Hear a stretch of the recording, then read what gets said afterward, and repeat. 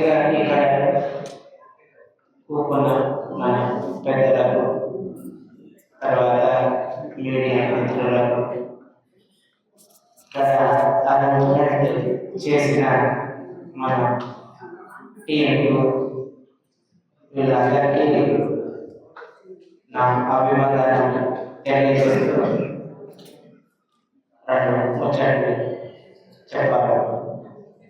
ముందుగా మన వీర తెలంగాణ చరిత్ర ఉన్నంత ఆ చరిత్ర మనందరికీ తెలిసిందే. త్యాగాలు అవన్నీ మనం చూసినాం. దీంతో పాటు అడవిలో ఉన్న ఆదివాసీ బిడ్డల త్యాగాలను కూడా మనం చూసినాం. అడవిలో ఉన్న ఆదివాసీ బిడ్డల త్యాగాలను ఇక్కడ వేద తెలంగాణలో అమరులైన వీరులు వీళ్ళందరూ త్యాగాలు చేసింది ఎందుకు అంటే ఇక్కడ మనము అందరం ఈ సమాజంలో సమానంగా బతకాలి.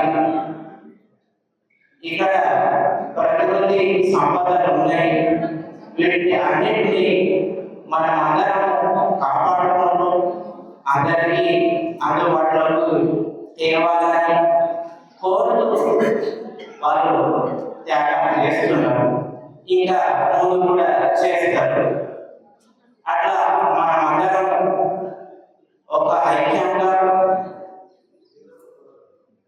మనం ఎన్ని భేదాలున్నా ఎన్ని విమర్శలున్నా వాటిని మనం చర్చించుకుంటూ అందరం కలిసి ముందుకు పోవాలని కోరుకుంటూ నేను ఈ 2 ముచ్చట్లు మీ ముందు మాట్లాడాలని అనుకుంటున్నాను. అందరికీ ధన్యవాదాలు.